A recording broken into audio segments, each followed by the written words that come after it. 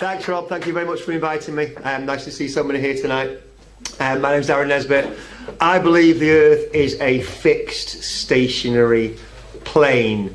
In 2016, that should make me sound like quite a nutter. Obviously, a lot of people here have already been doing some research. This has been going on for a year and a half, 2 years. It's really exploded across truth movements and truth seekers. Some people say it's divisive, it doesn't matter. Some people can't see it, can't see the deception. I'm here tonight to show you that what you might have already researched in terms of truth, in terms of false flags, 9/11, occult symbolism, Illuminati, all that stuff is all present in the globe Earth, the spinning globe Earth, NASA, all of that stuff. It's all connected. There's no separation between the lies. I know British people don't like to take part in audiences, but I just want a show of hands. I've already spoke to a few people tonight. How many people here already think like me? They've been doing research for weeks, months or years. I believe the Earth is a fixed stationary plane. Excellent. So we've got about half a dozen. That's what I like to see. Okay, that's what I want. I didn't want everybody to be already converted, because most of the world's like that at the moment. 90% I'd say of people just think this is crazy. It's lunatic, as the piece says. But I want to ask you then, obviously not the people who believe it's a stationary plane. I want to ask the people who believe that I'm about to talk the biggest load of nonsense and I'm off my head. I want to hear from you why you believe the Earth is a spinning globe. What are the reasons why you believe? Shout them out. I'm going to write them down on here for you. Just shout them out. Well, everything is spherical. Sorry? Everything is spherical. What do you mean by everything is spherical? Do you mean? Everything, every single thing, even on a smooth flat surface, the particles that make it up are spherical. Okay. And it's provable by examining it under a microscope. Okay, so what you're saying is that at the smallest point, everything is a ball at all times? Yeah, everything is, yeah. Okay. I've not, I mean, there's surely more major ones than that. I mean, we will include that. But why do you believe the Earth is a globe? Because that's what we're taught. Okay, we know that's what we're told, but what observable proofs are you? What do you have? The stars going around the planet. Okay, we see the stars in the sky moving around, don't we? Sun and moon. Stars, movement of the sun and moon. Tidal. Tide.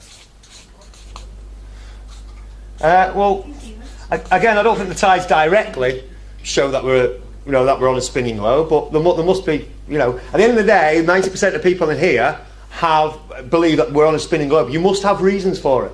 Yeah, when the shadow of the night gets chased away by the sun in the morning. Okay, so day and night. Yeah, it goes away progressively. Yeah, day and night. Yeah, sun and moon, day and night. What else? You can't see the southern hemisphere stars from the north, and you can't see the northern hemisphere stars from the south. Different stars in different hemispheres. What else? What's the number one reason why you believe the Earth is a globe? That's the photographs. You've seen images of it, haven't you? Yeah. Isn't that the number one reason why you believe the Earth? If you've never seen an image of the Earth as a globe, it's a pretty hard sell, to be honest. Window there, you can see the moon, that looks round. There you go. The moon, the other. That's what you were saying, wasn't it? Other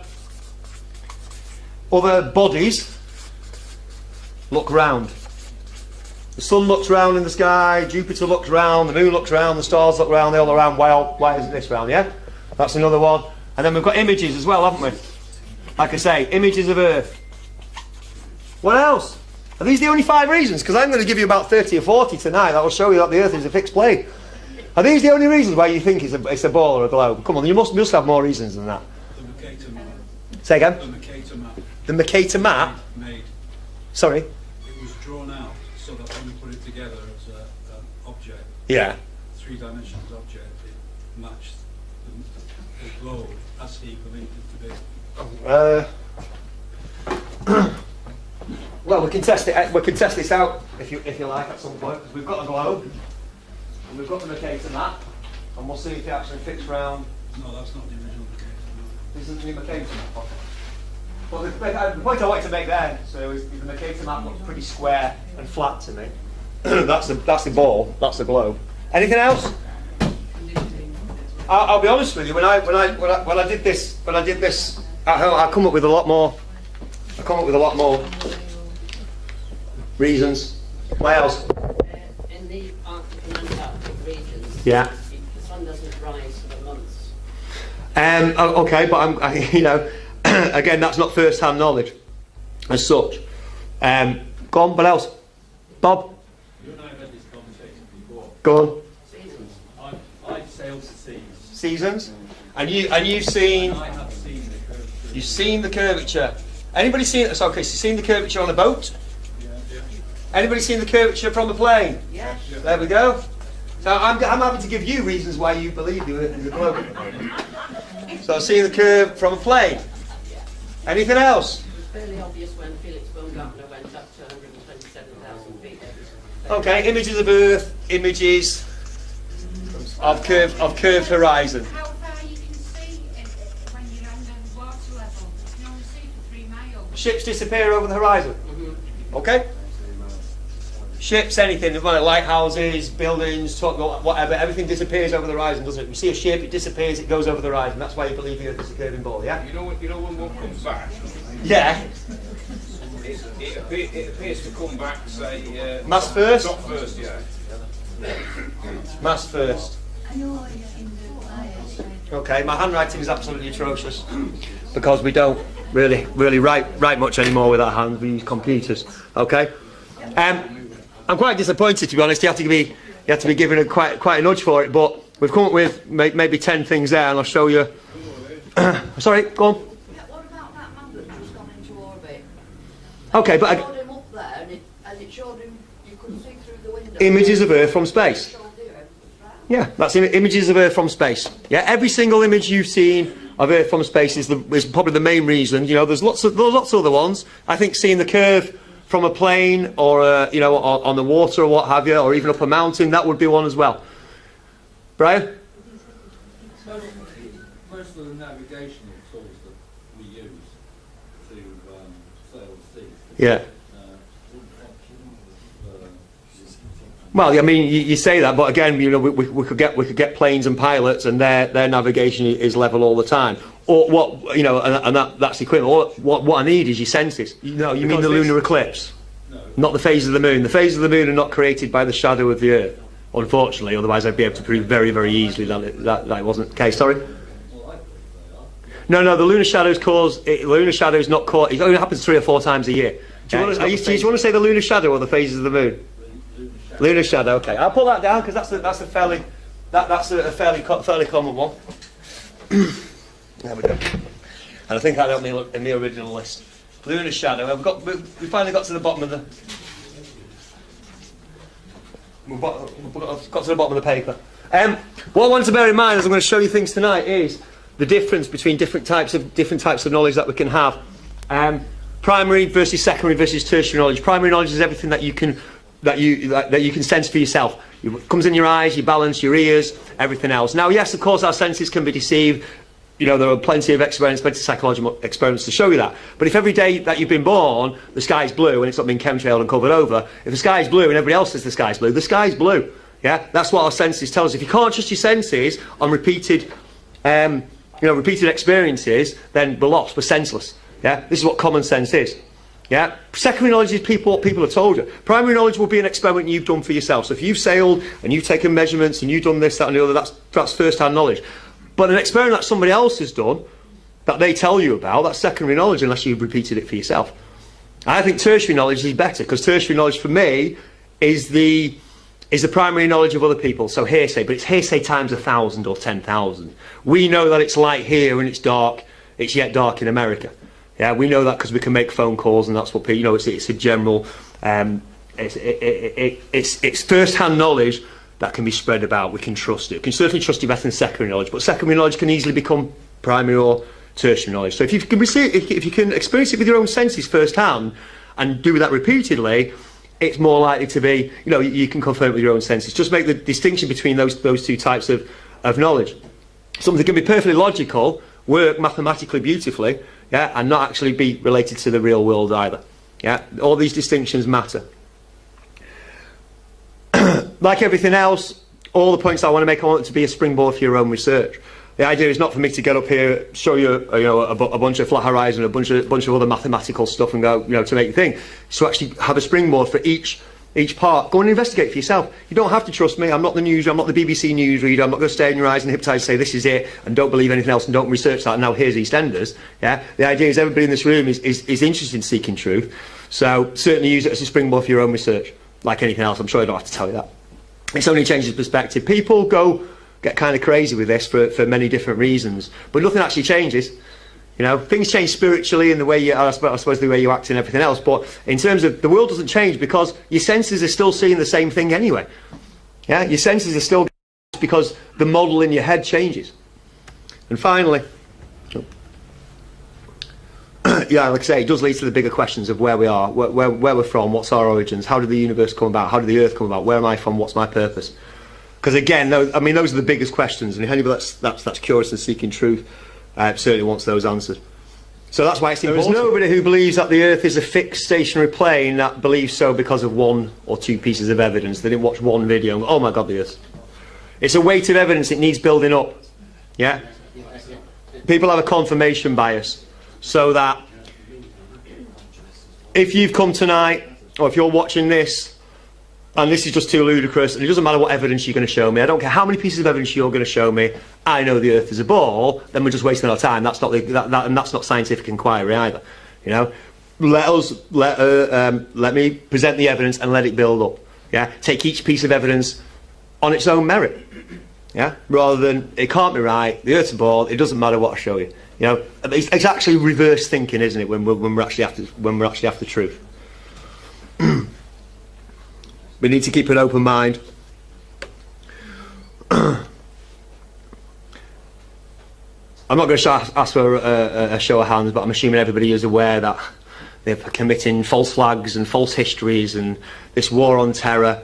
They're capable of achieving mass deceptions through mass programming, mass lies through the mainstream media, through the telescreen, as it's called in Orwell's 1984. Sure, everybody's aware of that. Everybody's aware of the attacks on our health from everywhere, from EMFs, from chemtrails, vaccinations, all over the place. They're lying about it all the time. Pharmaceuticals, doctors just hand out pharmaceuticals, and they might actually, you know, be useful for the original ailment, but they just give you 10 more ailments, and they keep going on and on forever.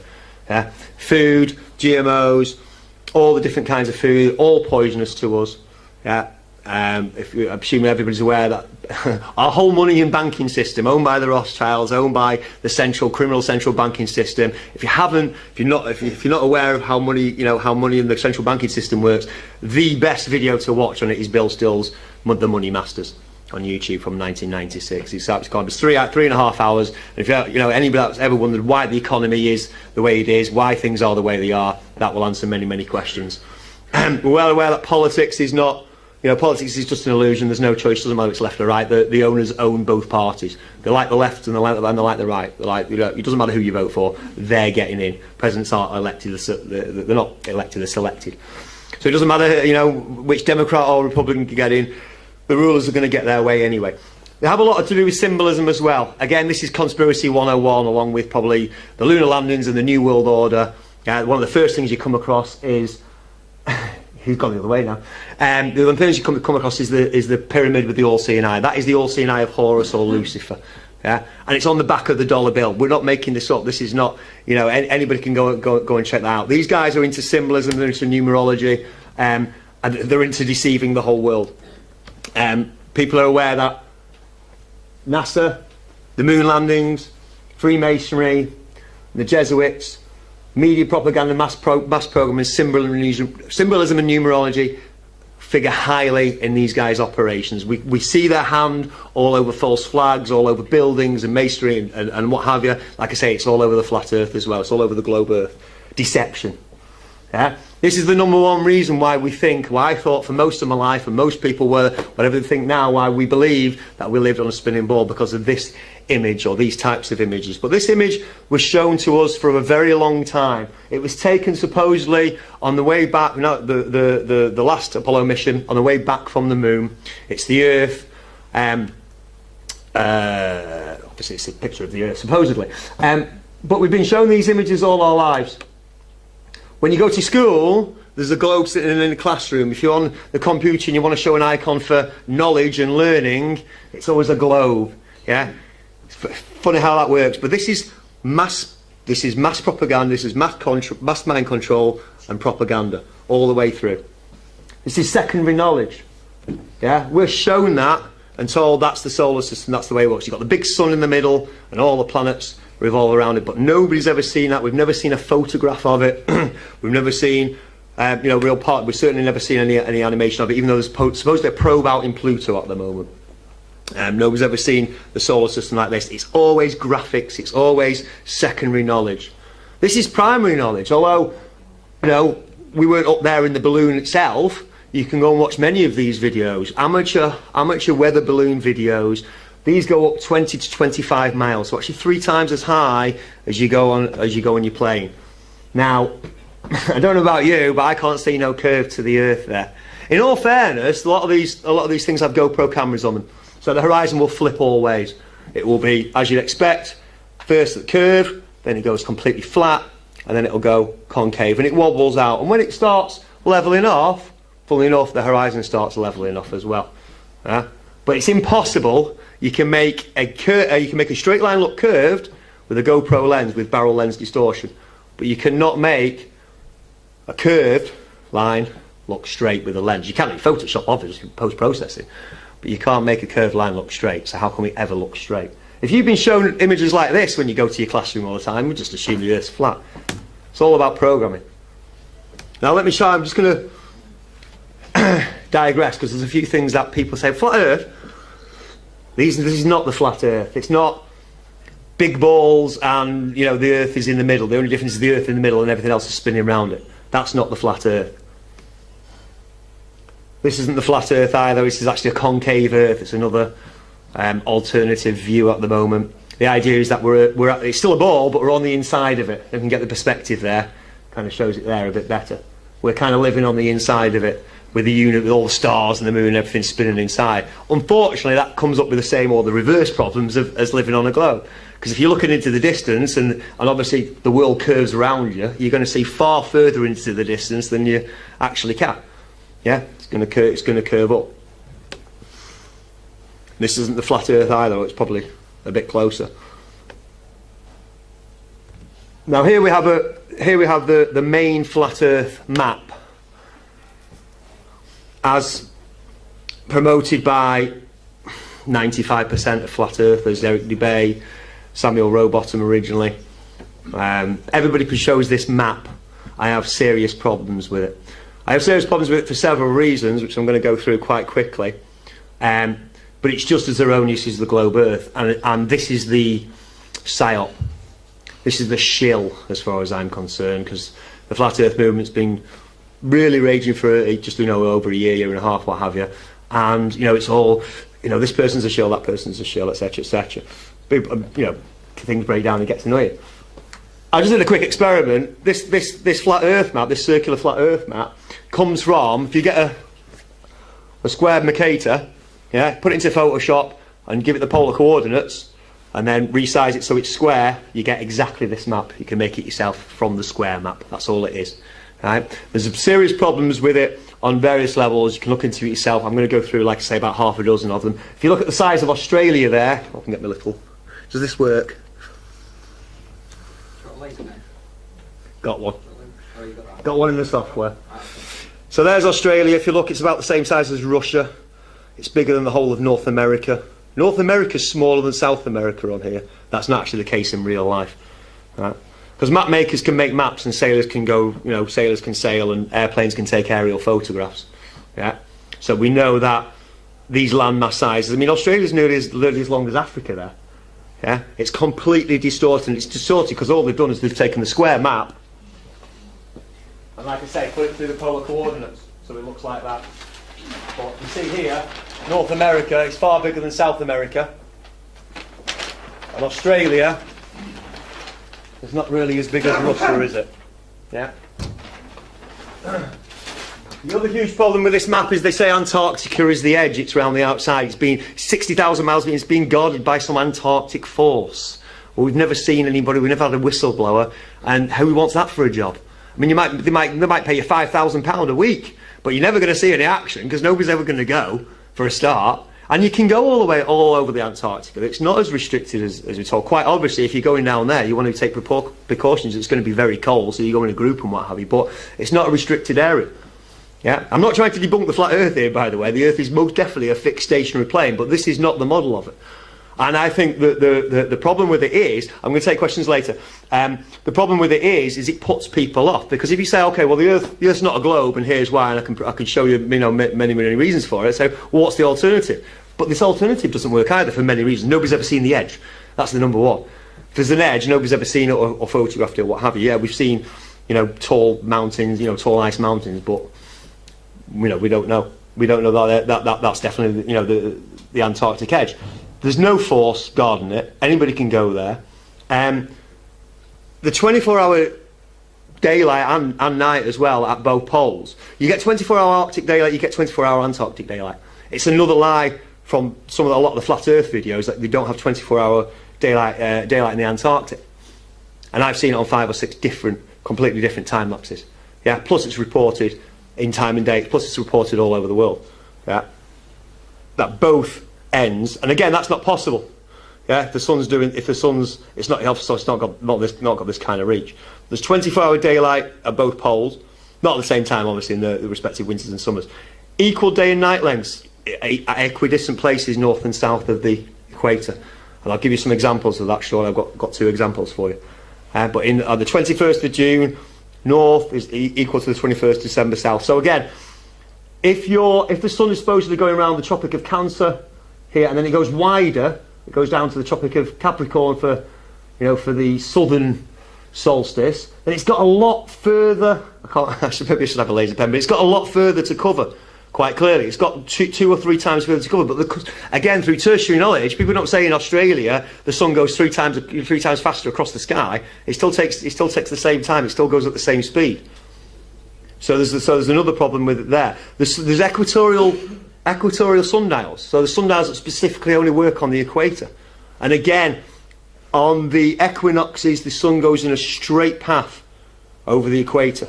Yeah, so at least twice a year. Again, if the sun's constantly circling round, it's just going tighter and tighter around the north and then further out to the south, it's always circling. You'll never see it go straight across the sky. But again, that's not people's experiences at the equator itself. The stars go in different directions in different hemispheres. This is it's a big falling down point for the flat Earth. People say, hang on, the stars go in different directions, this model can't be true, therefore the Earth's not flat. This is my problem with this model. You can find so many holes in it, and then people go, well, that's not right, let's go back to the globe. But neither's true. Flight routes I'll come on to in a sec. I've got a slide on it. The Flat Earth Society, we know it's co-opted intelligence. It's counterintelligence, it's what do we call it, controlled opposition. Yeah, and the UN we know is New World Order. So why would they have the real flag? Why would they have the real map of the Earth as their flag? And why would the Flat Earth Society, be giving us the right shape of the map? Like I say, all you need to do is put a square map into Photoshop and do the polar coordinates filter. Yeah, you'll still get make it square, and you'll see exactly this map. And like I say, the reason why it's around is to put people off. Yeah, both alternatives, the old Hegelian dialectic. Yeah, but it can't be. It's not a globe because we're not spinning around. Here's the alternative. That's not right either, as far as I'm concerned. I will get on to what I think it may be. But my hope by doing these talks and by spreading the word is that people, independent scientists and researchers, will go out and find it for themselves, set up their own balloons, do their own tests, observational tests, map makers, whatever. Yeah, if we know that the Earth is not a globe and we need to know what it is, all bets are off again. Science is open again. Yeah, discovery is open again. We haven't discovered everything. That's a lie. We can start using our brains and our intelligence and our resources again. Beirut, 33 degrees north. Sydney, 33 degrees south. You can see the virtually exact equidistant from the equator. You can see the solstice day length there within a second of each other in terms of the length of daylight, north and south of the equator. Again, proving that the sun can't be going further and further. And again, Swansea, twinned with Rio Gallegos. Again, you can see within 15 seconds the amount of daylight is equidistant each side of the equator.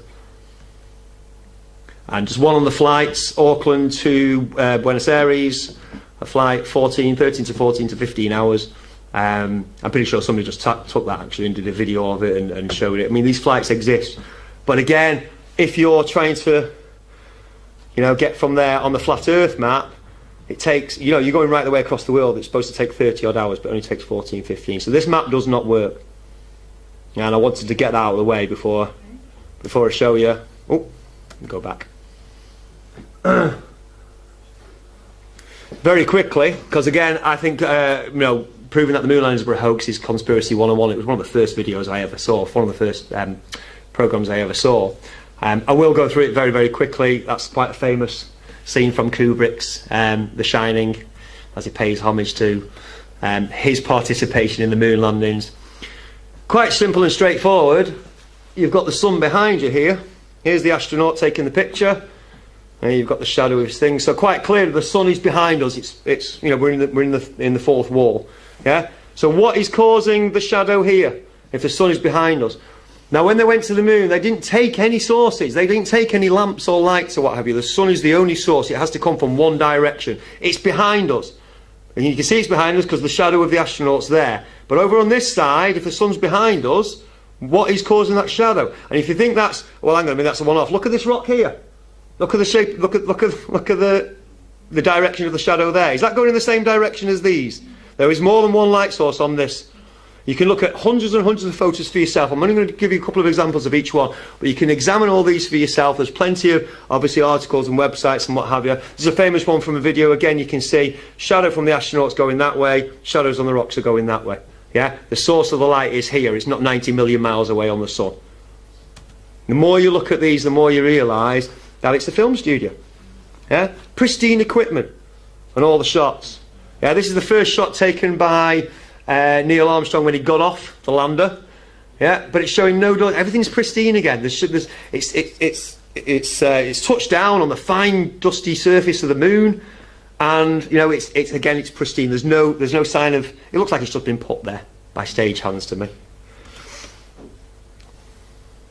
Again, we have the astronaut here. There's obviously behind him. The light source is behind him because we can see the shadow, but he's lit up full front. There's more than one light source here, quite clearly. You can examine any amount of moon photos you want and notice these things for yourself if you're into photography. It becomes very obvious very quickly. We can also see as well, if you look behind him, that's where the set end, that's where the edge, that's the horizon where everything dips over. But you can see in his reflection. Yeah, you can see that there's another astronaut taking that picture, obviously taking the picture of him. You can see the reflection of him, but you can see again, you can see the horizon line behind him as well. So how big is this moon? I know it's only supposed to be a quarter of the size of the Earth, but the Earth's a pretty big place. But you can see, so you've got from this back here, and then however far that way, it looks about 150 yards across. All you need to do is be sceptical and start looking for yourself at these things, and you go, hang on a minute. This is Kubrick's famous, invention for 2001: Space Odyssey. If you look here, there's a line going right across. This is where the set ends, and these are painted in. These are painted hills. You can tell the difference because how long would it take, do you think, to walk over to the edge there? A minute, 2 minutes. Compare that to one on Earth. Yeah, well, you can see that's real depth. That's a real mountain. That's a real landscape. Yeah, that's another real landscape, the Grand Canyon. These look like you could run around it in 5 minutes, no problem at all. Well, I don't know what that blue light is. Again, this is an original NASA photo. There's a blue light. You couldn't see any stars in any of the shots of the moon. But there's a nice big blue flashing light there. You get everywhere. Fake. Straight line mount, fake. It's clearly fake. As soon as you take those glasses off, it's clearly fake. That's a real mountain. It's going to take a good few hours to get over there. That's not. Don't forget, when this was shown in 1969, this was how it was shown. We didn't all have iPhones and laptops and HD screens and stuff. This is how people saw it. We've landed on the moon. We were so much less cynical then for a start. But this is what we saw it on, and it probably looked great. And we saw the rocket going up, and we've all been told this. So don't forget how the world looked. And now it's a done deal. This is 50 years ago now, 40, when are we up to? 47 years? It's a long time ago. But it's a done deal. We don't, people don't generally go around questioning the moon. NASA would do up to stuff, we've got the ISS and they're doing Pluto and, they're doing all this stuff, but because they've already set in stone that they went to the moon. Yeah, we can already do that. We don't go back though, notice. 348,000, I think. No, 308,000. This moon rock was valued. That was given by Buzz Aldrin and Neil Armstrong to the Dutch Prime Minister. Only it's petrified wood. They've done tests on it. Oh, we'll keep it as a curiosity. But yeah, we brought this rock from the moon. Not from the moon at all. The LEM.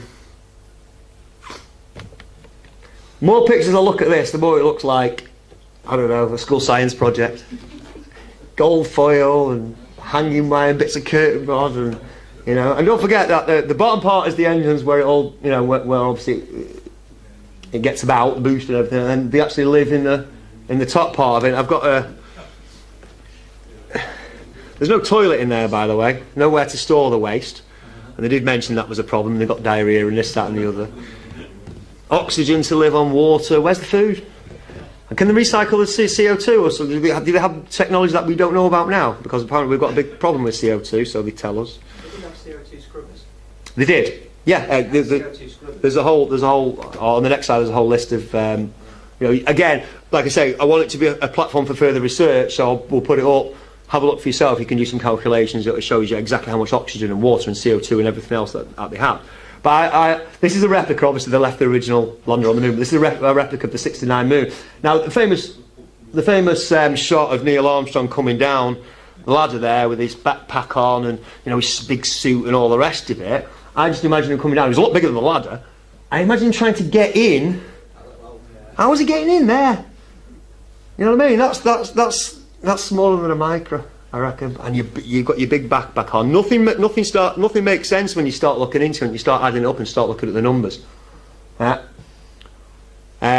not going to go into the details there, but this is where they live. This is the LEM. So they hung hammocks across when they weren't doing whatever, trying not to defecate on each other, I suppose, and eat and do all the, keep all the scientific experiments. And I'm not sure where the car was. We've got a car here as well. The car was slapped to the side. There's no photos of them assembling this car. This is what in 1969, by the way, they didn't take the car then. They took the car for, I think, 3 of the later missions. But it's all the same type of equipment. They've got a car there. There's no pictures of them actually putting it together. They only went at 8 miles an hour. Was there any point? Backyard science projects. The computing power that took us to the moon, allegedly, not even as good as an iPhone. You can go, if you've got an iPhone, you can probably go to the moon tomorrow if you like. You need one of these curtain rods and one of these lunar modules. 32 kilobytes of storage. So in that computer, it's got to remember all the trajectories and all the mad calculations that it must have had to do to get all the orbits right. Because if you read how the rocket, then they got in the command module, and the command module got into the lunar module, and the lunar module set down, and that's really complicated stuff. But they did it all on, well, best be a Fisher Price speak and spell, I think. It's quite impressive. There's another problem that they have just with time. Yeah, it shows you. There's a list here of obviously how many excursions they did, and how long they were actually on the moon's surface. Now, don't forget, obviously, when they land, they've got to check the equipment. They've got to do all these scientific experiments, collecting rocks. Obviously, take care of the personal stuff. At the same time, they took a hell of a lot of photos as well. Again, study it for yourself. 5,700 photos of 6 missions in 4,800 minutes. They need to be taking more than a photo a minute. Yeah, and don't forget these photos. The cameras, they didn't have viewfinders. We didn't have all our iPhones with our flashy digital cameras. They had I forgot the name of it. Hasselblad, thank you. But they had no viewfinders on them, and you had to get the exposure and the shutter rate absolutely right. And you do not see any with half of Neil Armstrong's head cut off. Or every shot is perfect. Every shot is perfectly framed. Yeah, they were not only amazing astronauts and everything else, but they were brilliant photographers as well, because they didn't have viewfinders, and they took thousands of amazing pictures really quickly as well, by the way, because they had to do all these experiments and build that car as well. Don't forget, they had to build the car. One thing you missed out, the people that believe we're on a spinning globe, and I've heard, is that we know we went to the moon, and we know the moon's far away and everything, because they bounced a laser, but they left a little mirror, so we can bounce a laser, and we know that the moon's moving further away or moving nearer. I can't remember. Every year it moves a couple of centimetres closer, and all the rest of it. That for me is a big reason why, why all this might be true. However, they already did it in 1962. Massachusetts Institute of Technology bounced the laser off the moon. It was then followed by the Russians, also bounced the laser off the moon, the Crimean Astrophysical Observatory, using a Q-switched ruby laser. Yeah, this is in 1962 in the New York Times on the 10th of May 1962. An area about a mile in radius, I think it says, was lit up by the moon. Was lit upon the moon from the Earth. Kind of predates the lunar landing, so that's out the window as well. Yeah, we can see the reflection, and we can shine a laser on the moon. That was already being done as well. We're moving to more familiar territory for people who know about conspiracies. Like I say, it's all connected. I'm sure you're already starting to doubt the lunar landings are real, but everything's connected with it. We know about 9/11. Look at the symbology and the numerology and everything connected here. Why 30 years? Why not 25 years or 40 years or another number? Why specifically 30 years? Because they could do 9/11. How's it supposed to be L's? Why they look like ones? They don't do anything by half, and they're not even trying to hide it either, by the way. They're not trying to say, it's a secret that the Freemasons were all involved with the lunar landings. No, they're very proud of it. They're very, very proud of it. You see here, 33 degree, the southern right. We put our men on the moon. Confirmed Freemasons: John Glenn, Edgar Mitchell, Buzz Aldrin, Gus Grissom, on and on and on and on. All Freemasons, all part of the occult, all part of the Brotherhood. Again, numerology and symbology. There were 7 missions to the moon. They do like the numbers. Only 6 made it. 1 was incomplete. Do we know what number it was? We love the number 13 if we're occult and Illuminati, although you get... it's all coincidence, At the Bataclan, the Paris false flag, November the 13th, that's, like I say, a false flag doesn't mean that people didn't die, but it was a staged event. The band, the Eagles of Death Metal, also happened to play 6 songs, and they were halfway through the 7th when the incident happened. Yeah, exactly the same. I'll tell you something else about the moon. I don't want to get too involved in any particular thing. You only ever see the face of the moon rotate. So again, we talked about everything else, the other body is round. Well, you say that, but... Excuse me.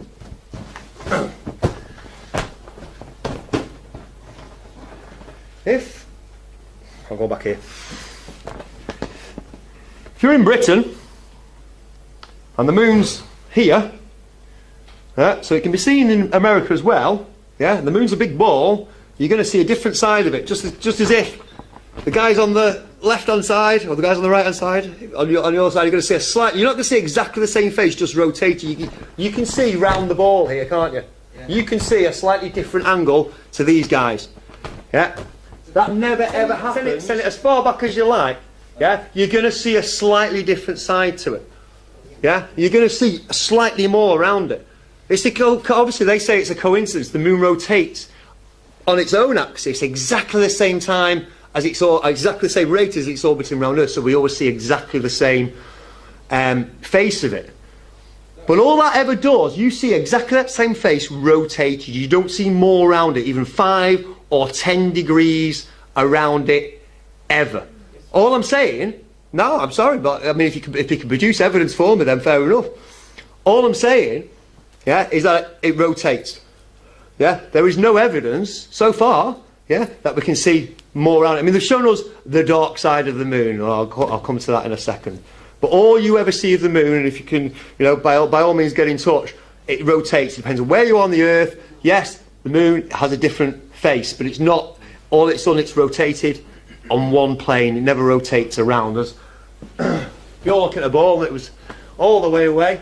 If you're on that side, you're going to see just slightly different to that side. Doesn't matter how far. Well, I mean, it does obviously at some points, but the moon's fair. You know, it's a fair distance. It's a fair size in the sky. It's not a tiny dot like a star. We can see a fair bit of it. If you're thousands of miles that way and thousands of miles that way, and it's a ball, you're going to see a slightly different angle of it, aren't you? All it ever does is it rotates its face. So you're in Britain, you'll see it there. Move that way, you'll see it that way. In Australia, and you'll see it pretty much upside down. That's all we ever see. We never see it turning that way. And it is near enough to see. Numerology and symbology. All seeing eye. And the square compasses. Here we have Buzz Aldrin, the second man, supposedly that walked on the grey dust of Kubrick's film set. Showing off, they don't try and hide it, it's amazing. There's his Masonic ring, he's got his Shriner hat there. These guys, yeah, they're supposedly praying to the command module. Looks like a pyramid to me. The connections between Ron L. Hubbard, or L. Ron Hubbard, who started the Scientology movement, Walt Disney, Werner von Braun, rocket scientist, Jack Parsons, also a rocket scientist, Jet Propulsion's laboratory, and Aleister Crowley, who's obviously, you know, an art Satanist, influenced a lot of, you know, rock music and you know, everything else. Started the OTO, the Ordo Tempora Orientis. These guys are all connected. They're all in the same brotherhood. The connections between, well, here you go. Jack Parsons, the JPL was how obviously NASA got into, you know, got into the air in the first place, the Jet Propulsion's laboratory. Here's Jack Parsons at a Masonic ceremony. You can tell by the floor. And again, you can look into this for yourself. Yeah, it's easily searchable. It's easily researchable information. The connection between Walt Disney. Here we have aboard the ISS. Again, now we're getting into the handshakes. We've got Baphomet all doing it. Yeah, we've seen Bill Clinton do that and Bush and all these guys give you that. We know what that means. We know who they're in service to. This is all about occultism. It's all about sun worship, heliocentrism. It's not science. It's a religion. It's a faith. This is Helios. This is Helios, the sun god. And here he is on the badge of Apollo 13. This is all occult religion going all the way back through all Egypt and then back through to Babylon as well. As is Apollo. Apollo, yeah, obviously. Here's John Glenn, about to go into space for the first time. He's going to be safe though from those solar winds, those thousands of degrees, because he's got a motorcycle helmet and an iPod on. Completely safe from radiation. Looking very handsome there, fella. That, you know, honestly, I'd be like, yeah, no problem. I'll go up to space in some aluminium foil. It's it's cultural programming all the time. So you've got, when you go to school, you've got a globe. They'll show you NASA stuff and images and all the rest of it. Now we've got fashion designers getting them. This is, you know, Yves Saint Laurent and all the rest of it in Milan. And you can see, I mean, that's a wetsuit in the middle, obviously, but it's all the fashions as well. So we're thinking about space all the time. We've got Star Wars coming out. We've got NASA who are doing missions. So it's always coordinated. I'm sure if you go to the shops, there'll be, you know, bunches of magazines on the solar system, or build your own spaceship, or, you know what I mean? They always they push it. It's always coordinated.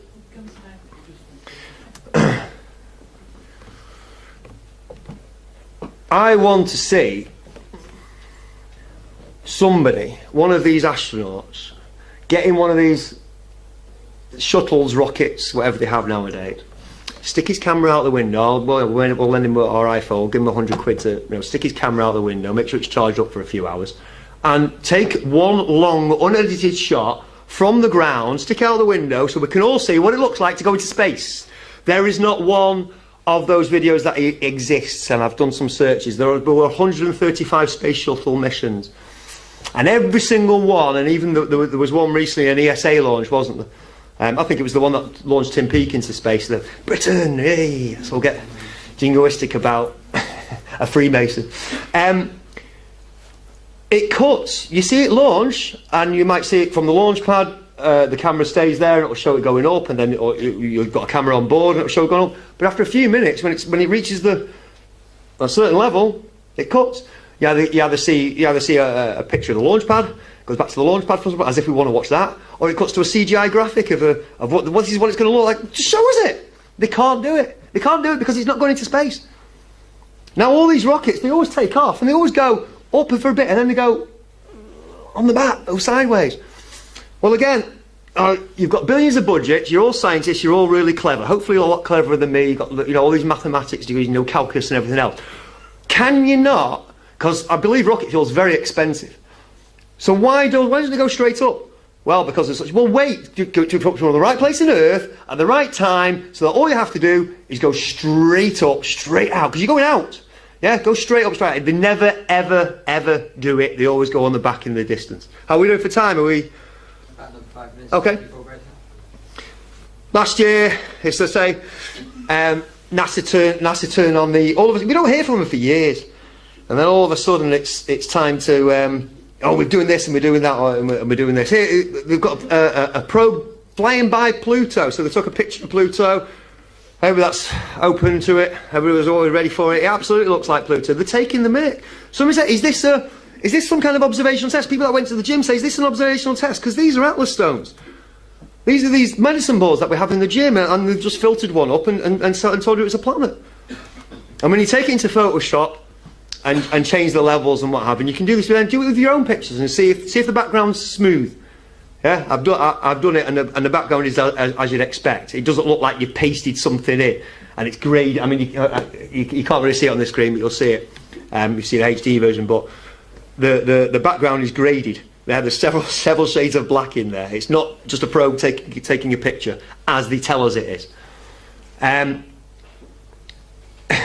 This is. I mean, it looks like some kind of new domestic appliance of some kind, but it is actually the Kepler telescope, and it's how we believe there's lots of Earth-like planets out there. It's about the size of a house, and lots of gold foil again, obviously. And here's a picture of the Kepler telescope in space. Except it's not Kepler telescope in space, is it at all? Yeah, the thing's gone. But this is how they do it. You'll get a magazine, it'll have a picture like that, and you'll be reading all about the Kepler telescope and how it discovers planets and everything else. And you just assume that, oh yeah, there is a picture of it in space. You don't think it is. They're not trying to pretend that it is, but it's programming and conditioning and mind control all the time. Yeah, suggestion all the time. Images in your head are keep repeated from school, from Hollywood, from NASA, from wherever. That's clearly the same picture as before, and they've just they've put it onto the dark rift in the sky and added something and give it a kind of a feeling on its movement. But it's quite clearly not a picture of the satellite in space. There are no pictures of any satellites in space. There are only composite shots like this. Again, if you can find one, I'm happy to, but I've been looking for quite some time. A lot of people have been looking for quite some time. There are no real shots. They're all composite. Let's try and get this done before the break then. Kepler mission is to find other habitable planets. Presumably, they were screwing up this one. Don't worry about it. We'll find some other to go to. We'll all get off just in time, just before we destroy it. And all it does, really, it just looks for dips in light in distant stars. And from that, I mean, that's obviously mathematics going to give you a list of numbers. What they found so far, 4,696 potential exoplanets orbiting distant stars somewhere. You can see here, they go from anything between 1,000 days to 3 Earth years to go around, right down to a day. Now, don't forget, all this is a blip in light. Yeah, it's a star twinkling or a little dip being taken out of it. But if it's got an orbit of 1,000 days and it's 3 years, and we obviously want to make sure it's regular, yeah, because that's how if it's not regular, it's not a planet orbiting, it's something else. So the Kepler telescope needs to then watch it for 3 years or 6 years to see 2 orbits, and just to make sure, watch it for 9 years. Do you know when the Kepler telescope was launched? 2009. So it's only had 7 years to find all these planets and make sure that there are definitely planets and it's not just a bit of dust on the lens or what have you. Yeah, but the point is that from all those numbers, and that's all they can do, yeah, they can obviously test the electromagnetic spectrum and the timing and all the rest of it. But from that, And again, they don't try and pretend. They don't say this is a real photograph. They say this is the artist's impression of what he's done from the numbers. Now, do you think there's actually any connection between all the listed numbers that they get, and this is how big it might be, and and what the artist actually comes up with? No, How can there be? How can there be? Because it's not a photograph. But again, they imply, it's suggestion, it's programming, they imply that, look, there are other planets out there. But we have no real photographs of any of them. Yeah? Even ones you're familiar with, many people hopefully have got a telescope. Here's a nice picture of Saturn. That's how we think of Saturn. If you think of Saturn, you think of this. Yeah? A bit yellow, obviously, it's a black and white. Oh, no, it's quite yellow up there. Goldy with the rings. Except this is not a real photograph. You can tell it's a work of art, because up here you've got the actual name of the artist. One guy did the main planet, the other guy did the moons and what have you as well. This is the best photograph I could find from a telescope from Earth of Saturn. So it is up there. There is something up there. There is a light in the sky. But that doesn't look like something you could actually land on, unlike that. I mean, okay, it's supposed to be gas anyway, but you get the difference. That's first hand, that's primary knowledge. Yeah, that's what somebody's taken with their own telescope. This is secondary knowledge. It's our work, it's suggestion again. Same with Jupiter. Yeah, this is what we think of as Jupiter. That is a painting. This is the best amateur telescope I could find of Jupiter. So again, there is a planet in the sky or a wandering star, but we don't know what it is. We don't know that that's millions of miles across and millions and billions of miles away. Yeah, we can see it through the telescope. There is no further information on it yet. Most of what we see, this used to be Pluto until the latest ones, but all this is artwork. This is supposed to be Mercury. Obviously you've got Jupiter again, but again it's all suggestion. That's how it works. It's always suggestion and programming and giving you the impression. And it's a multi-level attack. I'll leave it there and we'll have a break. Thank you.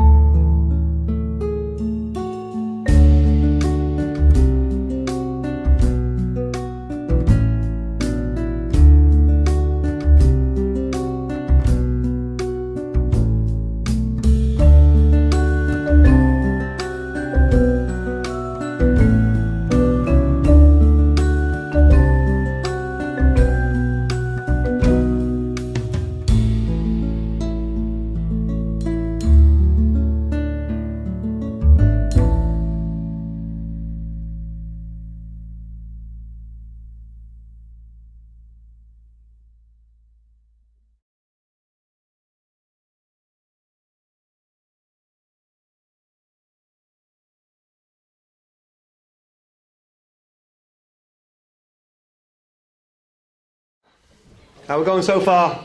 Who's been converted? Who no longer thinks the Earth is a spinning globe? Who's going to at least take some of what I've said so far and go and do some more further research? Because that's all I want. Yeah, I don't expect people to be convinced on one talk. I've obviously got another half to go through. The Hubble telescope, very, very famous, takes lots of pictures of distant galaxies and stars and planets and everything else. If we see here, got that famous picture of the Earth again that I showed you right at the start, the 1972 Apollo picture. These are all composite pictures showing that, oh look, the Hubble's going to be in space over the curvy Earth. You're being programmed again. The Hubble telescope, it has a main mirror, but right in the middle of that mirror there's a little hole. It bounces back to a secondary mirror, and then the secondary mirror bounces back into the little hole in the first mirror. Okay, this is what it says.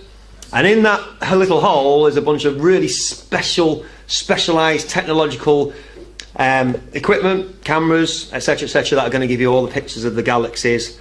I really like this picture of the Hubble actually, because again, well, for this one anyway, it's completely flat, plain, Earth in the distance.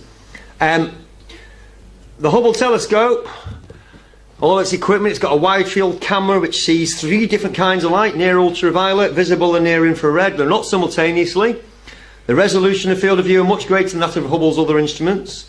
It's one of the newest instruments. It's used to study dark energy and dark matter, the formation of individual stars and the discovery of extremely remote galaxies previously beyond Hubble's vision. Then we've got the Cosmic Origins spectrograph, the COS. It sees exclusively in ultraviolet light. So we've got near ultraviolet, visible, near infrared, and actually ultraviolet light covered now. They act something like prisms, they separate the light. This provides a wavelength fingerprint of the object being observed. It tells us about its temperature, chemical composition, density and motion. It's basically there to improve its ultraviolet sensitivity. The advanced camera for surveys sees visible light. In other words, it's a camera. It's designed to study some of the earliest activity in the universe, but it's a camera. ACS helps map the distribution of dark matter, detects the most distant objects in the universe, searches for massive planets and studies the evolution of clusters of galaxies. But it's a camera. It's a camera lens. ACS partially stopped working and then it had to be, repaired. It's also got a space telescope imaging spectrograph on board. It sees ultraviolet, visible and near infrared. So it kind of does the same things as the other ones, I think. But it's known for its ability to hunt black holes. It works best with small sources of light, such as stars or quasars, but it can map out large objects. They just talk. It's just gobbledygook. It's just scientific waffle. You'd never read this. You go, oh right, yeah, the Hubble's got lots of really special cameras on it. Wonderful, yeah. Let's have a look at the pictures. You're not going to actually look at it. When you look at it, you realise it's just mind control and programming because they're not actually saying anything. The Near Infrared Camera Multi-Object Spectrometer, NICMROS, it's a heat sensor, so it's going to cover the infrared range. Yeah. So there's nothing actually special here. It's just covering infrared, visible, and ultraviolet light. But they can see distant galaxies, distant stars, dark matter, the formations of the universe, you name it. From all that, yeah, we get pictures like this. Yeah. Again, it's just going to send numbers back to somebody, and somebody's going to get a bunch of numbers, and they're going to say, and they get told to make an artist's impression of such and such a galaxy. It's 3.5 light years away. It's so much across. It's probably purple a bit. It's got whatever. Yeah. So the point is that these are not photographs. Yeah. No light has directly hit film or the electronic equivalent, and caused images to be impressed. These are all computer generated pictures. Question is, if the moon landings are faked,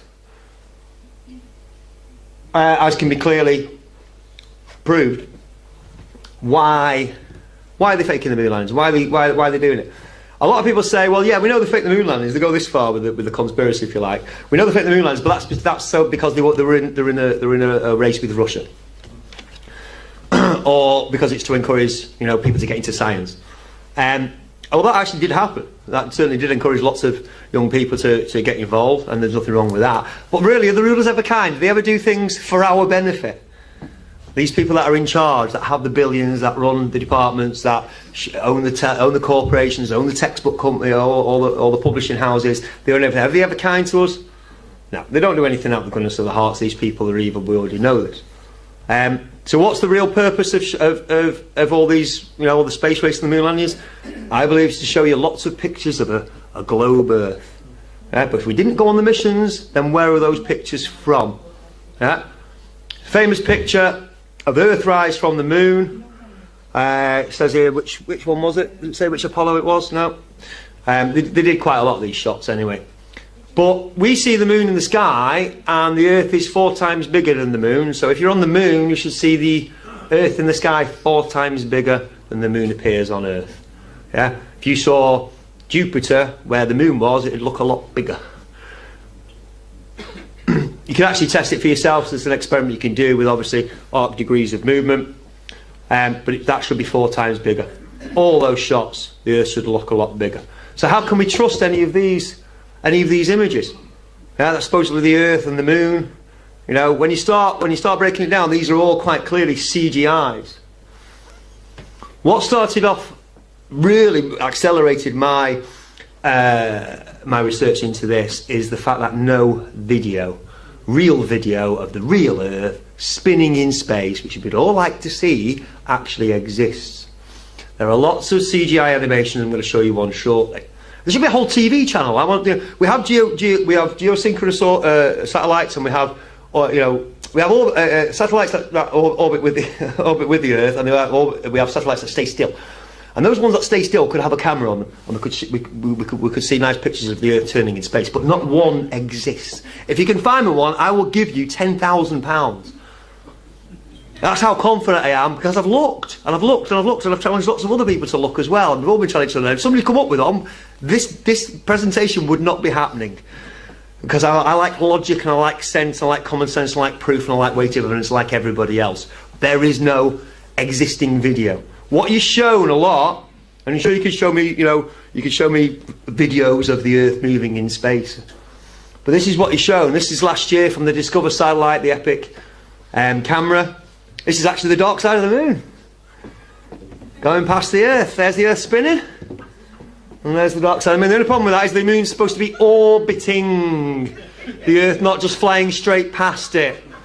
Your eyes aren't fooled. Yeah, you've got your own senses, trust your senses, this is clearly CGI, but you go to NASA's website and they will claim this was taken from 1 million miles away from Earth by the Discover satellite. You will notice also that the clouds don't really move.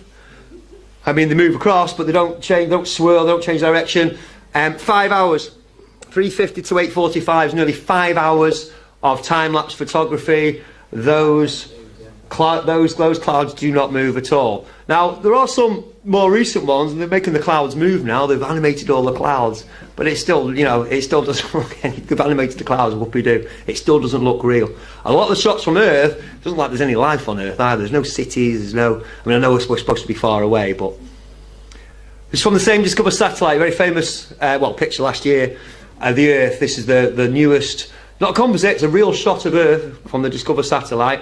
The latest one says 1972, so it's about time they updated it. The only problem with this is, when you look at it, you flip it horizontally and vertically, just to the west of California, you can see it already, there's a word there and it says sex. And you think, well, is it sex? Is it SFX? Is it coincidence that, or what? Hey? Is that coincidence? Well, here's how I know it's not coincidence. Because if you watch The Lion King, you get the same thing, and it's not just... It's exactly the same way of writing it as well. It's the same animator who's done it. They are messing with your mind. Is that his signature? Probably, because here's more of Walt Disney. This is kids. Your kids are being programmed by Walt Disney, who is a part of the occult brotherhood, same as, Aleister Crowley, also Crowleyist. But you look at this stuff yourself. Vile filth. The kids are being programmed with, and you don't even notice. And it's the same thing with images from Earth. Again, it's not coincidence. None of these are coincidental. So I've shown that Earth. Now the Earth's got even smaller. I was saying before it should be 4 times bigger. Now in the latest Japan one from 2014, the Earth's gone tiny again. It's gone even further away. It's like half the size of that one. The moon surface, obviously fair enough, it's a different size, but again we've got a nice curvy moon there as well. I mean, anybody thinks that's real, in this day and age. Sort of saying before, once you put all the shots together, and there's obviously far more shots of Earth than this, you start saying, hang on a minute, all the colours of the sea are the same. They're the same in the equator as they are in the Arctic. But I don't know about you, but if I go to the sea at Blackpool, it's a very different colour to if you go to the sea in Australia or the Bahamas or wherever. The sea is a different colour. It's got different, it's true of all the world, it's true of all the land as well. But if you start inspecting and putting them side by side, all these shots of Earth, you realise that none of them are actually true. Every single shot of Earth you've seen all your life is a CGI. And you can tell, look at America here, look at the size of America. It's taken up virtually the planet in 2012. These are all official NASA satellites. These are all, you can find them all on official NASA sites. The size of America, it's grown. Yeah? It's twice the size as it is here. It's all the fast food we eat. It's getting bigger and bigger. They're taking over the planet, man. But look at the difference in colours in the oceans, but they're uniform all over the world. Yeah, and here we've got snow covering half the world here. The big freeze in 1975. Everybody remember that? Couldn't walk. Everything was white. I haven't got any. When you see half shots, or when you see those composites and those CGIs and those animations of the Earth and the shadow of the shadow of the Earth turning and what have you. Again, it's the opposite. It goes completely black. Well, I'm sorry, but my experience of nighttime, there's street lights and there's, especially cities, and you can see, you know what I mean, and there's moonlight and there's, all the rest of it. It doesn't go completely black, but that's again exactly as it looks like to us. So not to us on these NASA images that they're showing us. Operation Paperclip in 1944, very famous. A lot of Nazis went, lots of rocket scientists who worked on the V2, etc., etc. They were acquired by the United States government. Half of them went to work for NASA. The other half went to Hollywood to help the programming of our minds. I was a huge Star Wars fan. Very, very disappointed to find out that I'm just being programmed. Again, it's a multi-pronged approach to show you in, they're not trying to pretend that Star Wars is real in any way, but again, it's impressing your brain again and again and again that the space and planets and spaceships and they're all around and everything else, okay? It's Hollywood. Star Trek, Battlestar Galactica, Close Encounters, all of this sci-fi stuff, I loved it all as well, big fan. Kubrick, we've got E.T. So now we've got the ISS. And I look for some, again, best real photographs I could find of the ISS. Does this look solid? Is this like a solid machine to you? Well, we'll go back to what we already know about 9/11. I think, I think there's more than 50% of people now on the Earth know that there's something dodgy about 9/11. Because it's our modern day JFK. But you've seen the plane, the hologram. Why isn't that a hologram? How do you know that's not a hologram? That's a hologram. Yeah, because aluminium cannot cut into steel. It's not possible. So these are the shots we see from the ISS all the time. But how do we know these are real? We don't. You don't normally see that from the ISS. Yeah, well, I mean, there's all kinds of, like I say, I've seen some recently. You've got the clouds moving. You've got all kinds of, great graphics and all the rest of it. You never see the whole Earth. Again, it's not supposed to be that high. But I tell you what you don't see from the ISS, which you really should, and you never do, is one of the 17,000 satellites that are also supposed to be spinning around up there as well. I mean, I'm quite surprised that we don't see, every so often, explosions in the night sky as two of these satellites hit each other. I mean, look how many there are. And like I said, there's some far out and there's some quite close, but you never see them on the ISS. You've never seen them on the way to the moon. You've never seen them as these shuttles go into orbit. They're all supposed to be there, but again, I mean, obviously that's a graphic. They're not trying to pretend it's real. There's no evidence for curvature when you use your own senses and your own observations. Yeah, we can see quite clearly the horizon's flat everywhere, but that's x-axis curve or straightness. Yeah, and people say, well, look, even if we're on a big flat disk, you'd still see the horizon being straight all the way around, depending on how big the disk is. I'm more interested in the next few minutes, a few slides, in the z-axis curve. In other words, the ship's disappearing over the horizon. Yeah, as you go far out, we're supposed to be on a big ball, and wherever you are, you're supposed to be on the top of the ball. Yeah, I know it's a big ball, but obviously as things go further out, they're obviously going to dip behind the curve, so we can't see them. That's our general explanation for why ships disappear and things disappear over the horizon. Does anybody know who hasn't studied it? Because I certainly didn't know when I was a globe believer what the equation for the curvature of the Earth should be. Does anybody even know the radius of the Earth or the diameter? That isn't a flat Earth researcher, as I didn't know.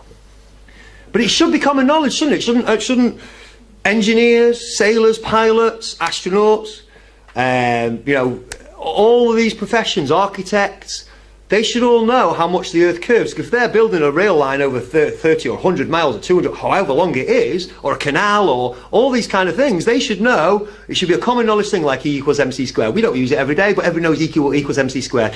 The Earth curves, it should be common knowledge. This is how you know the Earth curves for sure, because this is the radius, and this is how quickly things should disappear. And because they do, and you can never ever see them, that's how we know the Earth is a globe. But that would do for me. But again, the evidence is in exact opposition to that. The radius of the Earth is 3,959 miles, allegedly. That's the figure that's given us. Using professional AutoCAD program and Pythagorean trigonometry, it actually comes out to 7.992 inches per mile of distance squared. We'll round it up to 8 inches per mile of distance squared. If you go on Google and find out what's the curvature of the Earth, it'll say 8 inches per mile. I think you have to go to the second or third page to say it's 8 inches per mile of distance squared. The reason there's a problem with that is quite straightforward, really. If you go 3,959 miles out, so the full radius of the Earth, the drop should be 3,959 miles, although they say it's slightly oblique, but it should be there or thereabouts. If you times 3,959 by 8 inches, and then divide it by 12 for feet, and then divide it by 5,280 for miles, you come up with 1.25 miles. It's a slope. If you go 8 inches, for every mile, it's exactly 8 inches, that's just a slope. You need to square the distance to make it parabolic. Because on a circle or a curve, the further you go, the more you're going to dip. Yeah? It won't work otherwise. You have to square the distance. And that's how it works out too. So, think about it. Over a mile, there's only 8 inches of dip. You're not going to see anything. That's perfectly reasonable. Same for the second mile. It's going to dip a bit more because it's 2 times 2, 4 times 8 is 32 inches. You get to the third mile, there's a drop of 6 feet. But again, you see 3 miles out, 6 feet drop, reasonable. It's not when you're getting up here. When you start getting to 30 miles away, which is easily visible, you're looking at drops of 600 feet now. Yeah, so anything under 600 feet high, yes, we have refraction. Obviously, depends on your observation point and everything else. But all things being equal, if you're 30 miles away, nothing under 600 feet should be seen. 60 miles, you're starting to get into nearly half a mile of dip now, 2,400 feet. Yeah, you're looking 60 miles out, and you can see 60 miles out with the naked eye. Obviously, we're getting into telescope territory here, but 100 miles, very interesting number, 666, 6 feet. That's over a mile. So 1.25 miles. If you're looking 100 miles, you've got a telescope, you can see 100 miles, there should be 1.25 miles dip. Yeah, if you're on a globe, and you're in the middle of the globe, basically all around you, depending how far out, there should be a dip all around you. You're like a big sloping frisbee away from you. You all with me on that? Yep, those are the numbers. Further out you go, the more it's going to dip. It's not going to be uniform or linear. Now, people arguing for the globe will use the same argument in both directions. So they'll say, it's a globe because we see ships disappear over the horizon. But when we say, well, we can see objects that are far shorter than they're supposed to be, and we can see them from quite a way away, that's because of light refraction. Light refraction is bending it round. So it's an argument that's used in both directions just purely because I believe it's a globe and I don't want to take actually any observable evidence as the primary, take the evidence first and then work out the model from it, because that's what we're doing here. That's what you're doing if you say it's a globe anyway. The Statue of Liberty stands 326 feet tall and it can be seen from 60 miles away. Obviously the fall is 2,400 feet, it's 326 feet high. You can see it. If you're in a ship 60 miles away, you can see the Statue of Liberty. It's only 326 feet high, but it should be behind 2,000 feet of curve. Cross Lake Michigan, from St. Joseph to Chicago, is 60 miles. Over 60 miles, anything under 2,400 feet should not be seen. This is a visual of how that works. You see the blue, obviously the green line is you're straight out. If you were looking straight out, obviously the Earth's supposed to curve, so the blue line is where it curves. Anything beyond the blue line should not be seen. Sears Tower is only 450 feet high. It's the highest, obviously, building in Chicago. It's giving you the heights of some of the rest of the buildings there. There's quite a famous picture, a guy called Joshua Nowicki, of Chicago from 60 miles away. We shouldn't be able to see any of it. It should be all behind 2,400 feet of curve. Yeah. Now people say, but you can't see the bottom of the, it's proven that the Earth's curved, because you can't see the bottom of it. But you can't see the bottom of it because seas and lakes, they wave. They go up and down. They're not completely, obviously if it's completely flat and completely clear, then you'll see a lot more of it. But this actually proves that the picture wasn't taken from very high above sea level. If it was, you'd see a lot more of the buildings, like in this next one. From slightly closer, from only 37 miles away, and should be behind 900 feet of curve. I think we can see more than 500 feet of the Sears Tower there, but you can see virtually all of the skyline, because obviously it's a clearer day, it's a little bit brighter, and obviously the waves aren't as choppy. Here's the opposite. There's 36 miles of waves in between. Why would we see the whole thing? But we can still see far more of it. It should be 840 feet a drop. You shouldn't be able to see. You should be able to see less than the top half of those. We move on to a different city, Toronto, across Lake Ontario, a place called Grimsby. Obviously not in Lincolnshire. 37 miles away. It should be behind 900 feet of curve. The CN Tower is 1,800 feet tall. You should be able to see only the top half of that and hardly any of the rest of Toronto. Can we see pretty much the whole skyline there? Again, you can check this out for yourself. You can get half a dozen of these pictures from various places all around this bay. Yeah, this is actually taken from the red lines there. It's actually Grimsby's here, so it's actually a little bit further than this red line. But you can get pictures from Toronto from all over this beach. Yeah, and you can see way more of it than we should be. Now, people say, "Oh, well, that's light refracting, bending it round the curve." It doesn't look like a mirage. I've seen mirages. They're inverted or they're wavy. We know what a mirage looks like. We can see it in the distance. Shouldn't you be squaring the 8 rather than the 37? Why? That's what your formula said earlier. No, it's 8 inches. Squared. No, per mile of distance squared. Yeah, you need to square the distance. Yeah, because obviously the further you're going out, the more it's going to drop. 81 miles away from Genoa. That's the Isle of Gorgona. It's only 70 feet above sea level. I'm not entirely sure how high we are, but again, you can check. I've done it with these. We shouldn't be able to see anyone, or we should be able to see the tip of it. We can see most of the island. It should be behind 4,300 feet of curve. It should have curved away by now. We can still see it. We'll bring it closer back home. The Isle of Man from the Fylde coast, 61 miles away. And obviously we've got the Walney wind turbines. And again, we can't just see the tops of the turbines, we can see virtually all of them. From 61 miles away, Snaefell is 2,030 feet high, 2,034 feet high, so that's the highest point on the Isle of Man. 61 miles away should be 2,480 feet of curvature. Should be, half a mile below the horizon. From Cleveleys, I see this only in certain ways. absolutely, 100%. I mean, you can see snow from Liverpool, but you've got to have a very, very still day. Yes, I agree 100%. And it's the same, look, we can see it from London. 75 miles away. Starts getting interesting when you start getting towards the 100-mile mark. We're talking over a mile of dip now. This is the Isle of Oahu, taken from Kauai. Thank you. In Hawaii. It's 90 miles away. Again, you can see, apart from, whatever bit the waves are hiding, we can see a lot of that island. And here's the numbers for it. It should be behind 5,400 feet a drop. Its elevation is 4,003 feet. So we shouldn't even be able to see the tip of it. You can see nearly all of it. We can see the Isle of Man from Bolton.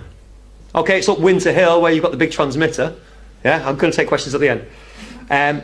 But you can see Blackpool Tower quite clearly there. Then you can see the wind turbines, and again we can see all the wind turbines, and we can see the Isle of Man behind it, and again it's the whole of the island. Excuse me, are these measurements and photographs taken at different times of the year, at different angles? Yeah, but I mean, well... Is it the same photograph at one particular time of the year and a particular month from a particular angle? Not that I know of, and none of these people were trying to prove, and I certainly wasn't, none of these people are trying to prove that the Earth is a flat or globe or anything else. They're just taking photos, nice photos of places in the distance, that's all. Yeah? I've taken these to get real, it's tertiary knowledge, yeah? But these people do not have an agenda. They weren't trying to prove that the Earth was flat or a globe. Yeah? All I'm saying is that we can see things far further in the distance. This is the Sierra Nevada range from Mount Diablo in California near San Francisco. It's 160 miles away. Yes, we're up a mountain. Yes, they're up a mountain. But we can see, again, a lot of the bottom of the mountains. You can see the snow-capped tops, and then we can see the rest of the mountains as well. 160 miles away, this should be behind 17,000 feet of curve. Again, yes, you might be able to see the top of it, but not all of the mountains. And here's the furthest one I've found so far. This is my record so far. If there's any, I'm sure it'll keep on growing. This is the Reunion Island from the Isle of Mauritius. It's 149 miles away. It's a long, long, long way away. And once again, we can see the peak, but we can also see most of the rest down. This is quite clearly a very, very good observational day. Very clear, very calm. The highest peak on Reunion Island is 3,072 metres tall. It's just under 2 miles. 149 miles away, everything should be behind 2.8 miles of curvature. Should have curved way, way away. And again, it's not just the tops we can see much more. We can see a lot more, 2,000 feet or so of that. We can see far more. That's what I'm saying about the Z-axis curve. It's not there. It's not there.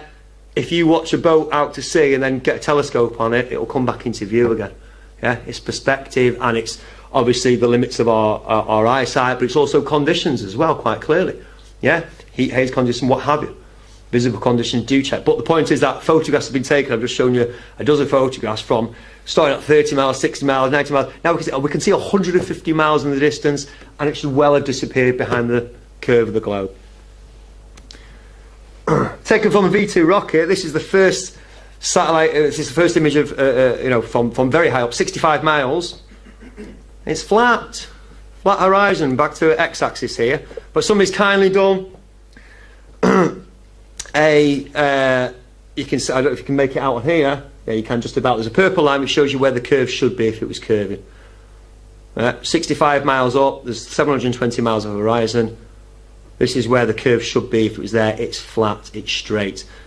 We've mentioned Felix Baumgartner's famous jump in 2012, the Red Bull jump from the edge of space. It was a massive event. And I feel conned, because I was there, it was great, looking for, I feel conned, because it was just programming. It was just to get us to believe, it's reinforcement all the time on this ball, because this is a genuine shot from the video. Go through the video yourself, you can see the still. There it is, flat horizon. We know what it looks like when it comes out. It goes all bendy and curvy, but it's the same height, 128,000 feet. And again, this is a separate jump, this one on the right. It was about 80,000 feet. There was a test or what have you, but again, flat horizon. Have you ever seen big bodies of water, lakes, seas, oceans, rivers, bend into the shape of a ball? You might be able to get little raindrops, but as soon as if you go to a swimming pool, it's nice when you see a nice big swimming pool and it's all flat and solid, and it's a calm surface. It's flat. That's what water does. But if you believe that we're on a ball, then water must somehow curve into the shape of a ball. The Pacific Ocean, here we go, takes up a third of the Earth. So somewhere there must be a big body of water that curves. Have you ever seen it with your own eyes? Any first-hand primary evidence of ever seeing a lake or a sea or an ocean doing that, whether you've flown over it or you see it over it? That's what we see water do. It waves and it ripples, but it's flat. It's just big flat. If you have a small tray of water, it will find a flat. If you have a swimming pool, it will find a flat. If you have a lake, it will find flat. It's flat all over the place. But if you believe a ball, at some point it must curve. But that's not what we experience with our own eyes through our own observations. Flat everywhere. The Suez Canal is 120 miles long. It has no locks. If it wasn't flat, the water would drain out the other end. 120 miles, you work it out for yourself. 120 times 120 times 8 inches, divided by 12 for feet. There should be a lot of curve there. There isn't. Rivers, the longest rivers in the world, the Nile and the Amazon, are over 4,000 miles long, and they have about 5,000 metres drop from source to, obviously, out in the sea. That's 5,000 metres, what's that, a couple of miles?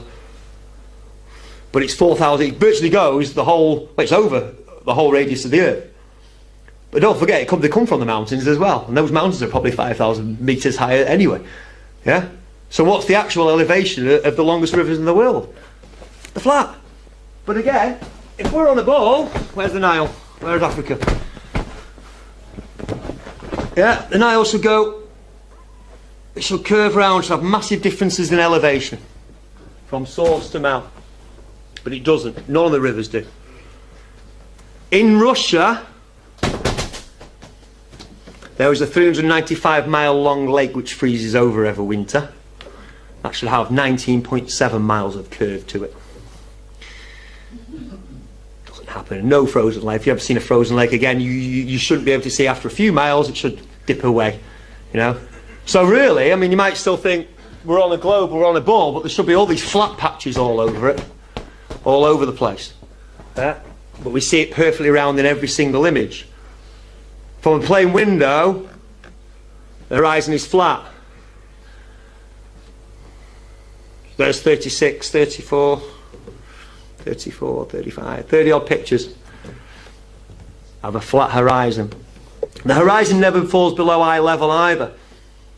So whether you're in, you know, on the ISS, or whether the image is from a V2 rocket, or from a plane, or from a mountain, or from wherever, the horizon always stays at eye level. It always rises to meet us. If we're on a ball, and you can do this yourself after, or get a ball or what have you, if you put yourself right down on the ball and watch the horizon, as you rise, you can see quite clearly the horizon line should drop down very, very quickly. It never does. Huge flat places on Earth, everybody's aware. If you ever watch Top Gear, the Bonneville Salt Flats, where everybody goes racing, but there's even bigger ones in South America. Ethiopia, but the Saladillo in Bolivia. They're going for 4,000 square. They go for hundreds of thousands of square miles. Big flat places on Earth, yeah, famously flatter than a pancake. The evidence is all around us. This is a really, really good video to watch. It's called The Amazing Flight of a Balloon to the Edge of Space. And if you watch it, you will see, because those are clouds there. This isn't the ocean. This is clouds. And what have we got here? That's a hot spot from the sun. Now, if the sun's 93 million miles away, yeah, but massive, how is it causing a heat spot on here? Obviously, this is a still from it. You can watch the video for yourself, but this is what it does. There's minutes and minutes of this video as it spins around. You can see it again and again. It will blow your mind, because you'll see the sun isn't that far away at all, because it can't be causing a heat spot on the clouds if it's 93 million miles away. If it's massive, it should all be coming in at the same angle. There should be no target for it. That is obviously a spotlight. It's obviously got spotlight properties to it. Have a look at the video for yourself.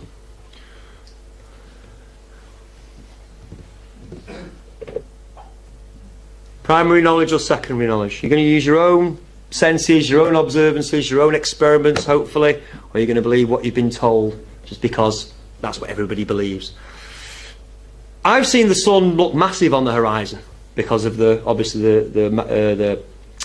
effects, the effects of the atmosphere. But I've also seen it look like this as well. Again, if the sun's 93 million miles away, how come it's so small there and it's, you know, 2 or 3 times as big here? Not obviously these bright ones, but these two. This is the time-lapse photography. Again, you can have a look for yourself. Take time-lapses yourself. Sometimes the sun gets bigger. Sometimes it goes, you know, really red on the horizon. Sometimes but it changes size. But again, if it's 93 million miles away, it should be consistent size in the sky all the time. It looks like it's passing by and going away. It's coming near and going away. It's just another example of it. Tiny on the horizon there. It's 4 times bigger now. Now we get to coincidences and numerology and all the rest of it. The Earth tilts at 23.4 degrees. That leaves exactly 66.6 degrees to the vertical. Okay. They don't do things where coincidence. I've mentioned the moon rotation at the same time. Solar eclipses, the sun and the moon, the sun's 400 times bigger and exactly 400 times further away. That's what we're told. Could just be the same size and about the same place, and the moon's passing in front of the sun. Yeah, that to me is Occam's razor. That's the simplest explanation. You know why? Because we see the sun and the moon in the sky at exactly the same size.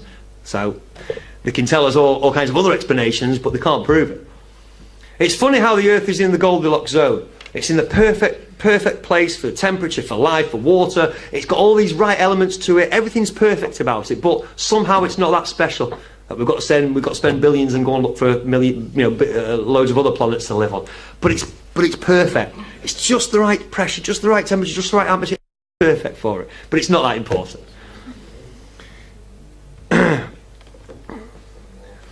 We'll finish off, because we'll come to the end of it now, but I'll finish off with the occult connections of the science gods that we've all been taught to bow down to.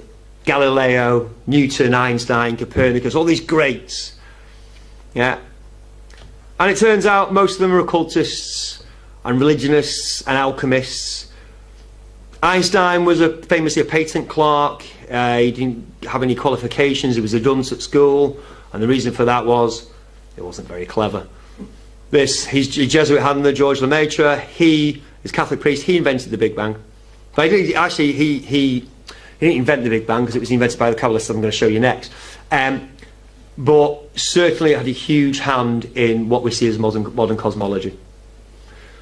Kabbalism, if you're aware of that, they again are proud of, in the 13th century, in the book of the Zohar, coming up with the evolution, the Big Bang, and heliocentrism. Well, heliocentrism is more Hermeticism. It's more Copernicus.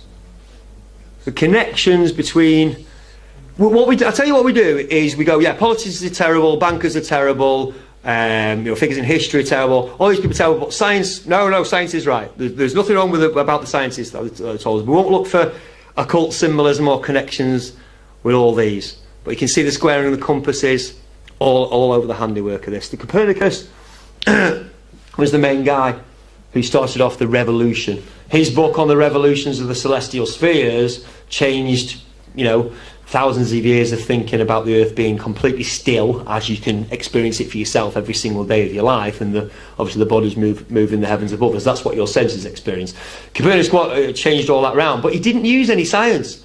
There's no science in his book. He got his ideas from the Hermetica, from Hermes Trismegistus, and it basically says how the sun sits enthroned in the middle of the solar system, and we all orbit around it. What's that sound like to you? That sounds like sun worship. It sounds like sun cult to me, because later on I'm going to show you Fred Hoyle was another astronomer royal. He said there's no difference in the mathematics whether it's geocentric or heliocentric. Whether the sun moves around the Earth or the Earth moves around the sun, the mass works the same exactly the way. The connections between just from the imaging, I wouldn't have a portrait done with a big 33 on it, or a triangle with an eye, or anything like that. I wouldn't want to be connected or associated with any of that stuff, because I'm not really into that kind of stuff. I'm working for the other side. But Copernicus obviously had no problem with the square and compass. With the big wheel here, we've got the big sun wheel, and we've got the Mercury sign as well. All leads back again. You can investigate that more for yourself. The Book of Thoth by Aleister Crowley. Freemasonry with the sun over the head. As above, so below. One of the reasons why Mercury, because it can rise in the morning and the night, so it's also hermaphroditic. Both sexes, which obviously is Baphomet as well, which we know as the breast and the penis. It goes on and on and on. It's all about cult sun worship. You can trace it back to Babylon. You can see all the different gods going through it. But there is no science to Copernicus's on the revolutions of the spheres. It's a philosophical tract, and it's all based on the Hermetica. We live in a sun worshipping cult. It's in religion. It's above the door of number 10 Downing Street. The Nazis used it. Obama used it. The CIA used it. The cult of Ra. China, America, it doesn't matter which country you choose, and it might not be the flag, it might be the armed services or the defence force, or what have you, but they've all got it. And it's not sun worship. They're not actually worshipping the sun in the sky. People say, well, that's quite natural, because in ancient days we all used to worship the sun. It was the giver of life. But all these symbols are in religions here. The Jesuits, Luciferianism, Theosophy, etc, etc. Couple more. Gravity is a god because it's the answer. It's the magic answer to everything. Why? How does the Earth keep us on, but it still spins around, it still orbits, and gravity? How's the moon? How's the type of gravity? Why doesn't the moon fly off to the sun? Because the sun's got bigger gravity. It's the way gravity works. Don't worry about its gravity. Gravity is the god that explains everything very, very magically. But it's not needed, by the way. There is no need for gravity whatsoever if we're on a fixed stationary plane and the heavenly bodies are simply going above us. It's not needed. The reason why you don't fall off is because you're denser than the air that underneath you. It's just, again, Occam's razor. It's a straightforward explanation. Now, if we're travelling around the sun obviously every 12 months, on this side, if we've got the big sun in the middle, we're not going to see any stars on the other side. We're not going to be able to see the constellations on the other side because the sun's in the way. Yeah, even though we're turned away for our night, yeah, as we come round, it doesn't matter what's over there because the sun's in the way. It's a massive big block. It's blocking out all the starlight. So really, every day, every week, every few days, as we come round the sun, we should see new constellations, new stars all the time, each year. So for a couple of months of the year, constellations should actually disappear. That's not what happens, though, is it? The same constellation in the sky, but the whole sky rotates. Yeah, it comes lower to the horizon, higher to the horizon, etc. throughout the year. Whole constellations don't disappear for months at a time. Some go slightly below the horizon, but we don't see new ones. We don't see new ones as we're travelling around the sun. We're on the completely different side of the sun. We can't see anything towards the sun on that side of the sun. We have to wait till those that were behind the sun have now come into line. Have now come out. Have now come into our line of vision. They're no longer being blocked out by the sun as we go around. They should change. The constellations should change that we can see in the sky. And yes, they do to a certain extent because they dip below the horizon as far as we're concerned. But there should be new constellations every so often. And obviously, we're coming to the end now. I'm just trying to rush through the very last few slides. Check out Airy's failure. Very famous astronomer Lloyd George Airy. He put water in a telescope because water will slow light down. And he wanted to say, it's called Airy's failure because he detected no change. He didn't have to tip the telescope. Yeah, but they never went to the logical conclusion with this. That quite clearly the Earth is still and the stars are moving. Otherwise, you'd have had to tip the telescope as the Earth moved to get the starlight in. But have a look at it for yourself. Airy's failure, Airy's success. There are some very famous experiments that were done on that, and then Einstein came out with, the relativity and gravity and all the rest of it to show it all. Look up the Michelson-Morley experiment, look up the Sagnac experiment as well. These all proved non-movement of the Earth, no detectable movement of the Earth. Fred Hoyle I've already mentioned, no difference, no physical difference. So why? What have they got to gain? Why bother? Well, as far as I'm concerned, once you've done research and if you come to the same conclusion that myself and thousands of others have done, it overthrows heliocentrism, overthrows the Big Bang, it overthrows evolution, overthrows everything we thought we knew about the world. Because without there being a big universe and billions of years for the universe to exist in, there can't be any evolution. So it is. People say, well, it isn't important. I'm not really bothered about the shape of the Earth either. What I am bothered about is how it came about. And it didn't come about by accident. It can't have, because everything's so Goldilocks. But also, evolution cannot exist without billions of years. And if we're not in a vast universe and we're not spinning around and all the rest of it, then there is no billions of years for evolution to have happened. So what do they have to gain by lying about it? Well, the whole world, everybody. Heliocentric theory, by putting the sun at the centre of the universe, made man appear to be just one of possible hosts of wanderers drifting through a cold sky. It seemed less likely he was born to live gloriously and to attain paradise upon his death. Less likely too was it that he was the object of God's ministrations. Because it goes hand in hand with being lost and alone in a universe. We've just been left to it. And especially, with the rulers and everything that's going on, we're kind of defenceless and we've got to face them alone. It makes you feel even more powerless. By removing the Earth from the motionless centre of the universe, the entirety of astrology, as science of consciousness, coveted and used obsessively by the elite is made null and void. Astronomy, well, I should say, I think, rather than astrology. If the Earth is the centre of the universe and all the planets revolve around us, then birth charts, alignments of astrology are measurable, calculable, repeatable, and scientifically verifiable. But if the Earth is just one of billions of planets revolving around billions of stars in billions of galaxies, astrology disappears into the realms of pseudoscience believed by arrogant ancestors. Keep us locked in, mind program, mind control. You weren't created, you're not special. There's nobody looking after you. God either doesn't exist or he doesn't care, or he's just not powerful enough to have over these evil things. These are all lies. This is the whole point of telling you that you're on a spinning globe. It all goes hand in hand. The whole house of cards falls down.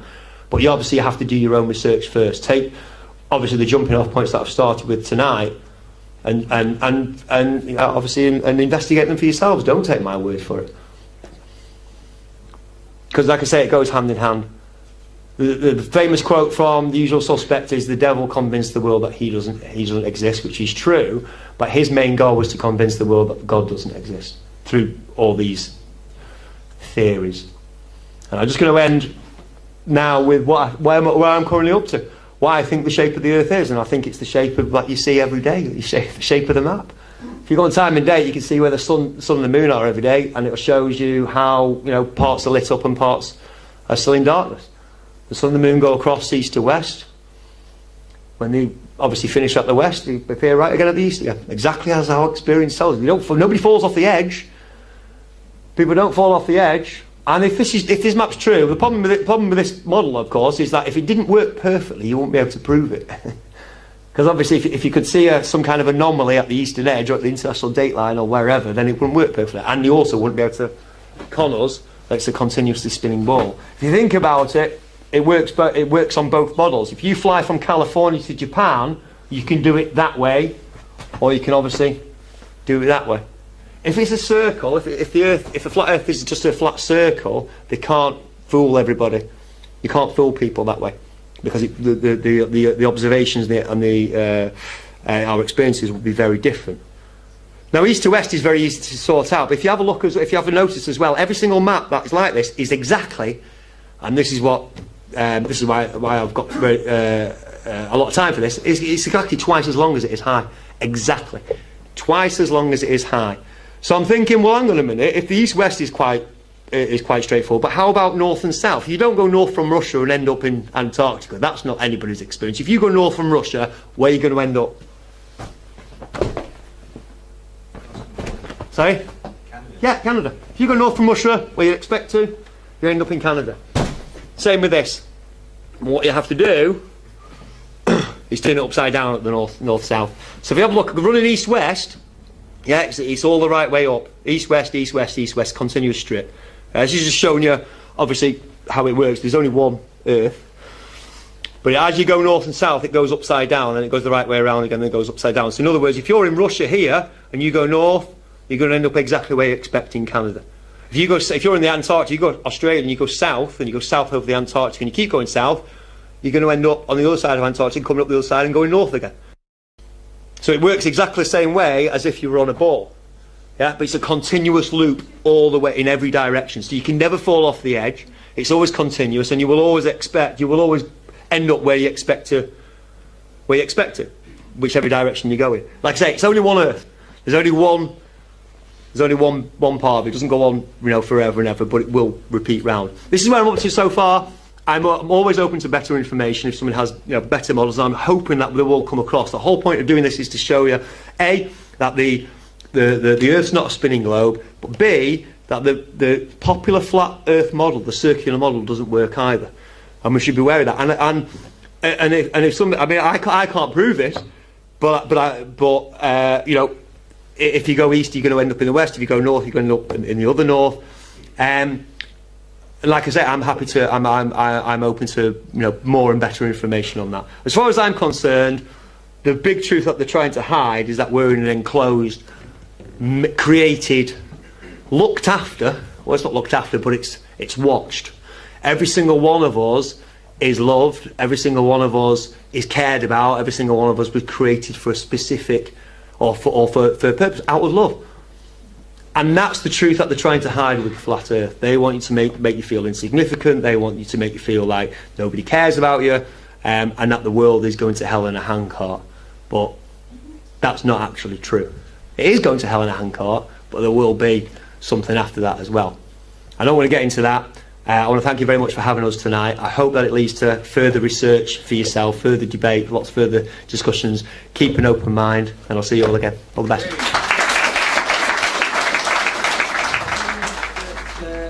That island was 149 miles away.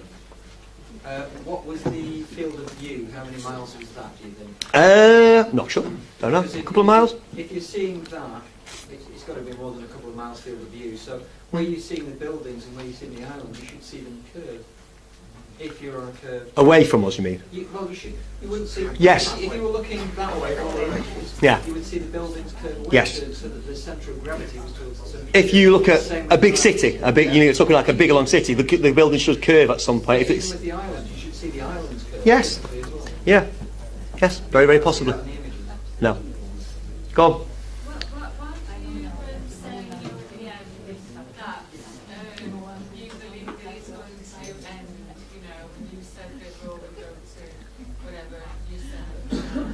Sorry. You said that, you know, everybody's like, the conspiracy is really significant. Yeah. But you think that, you know, we're all sort of individually alone and everything like Yeah. that. And then you say, well, it will all end. So, okay, then I need to qualify it.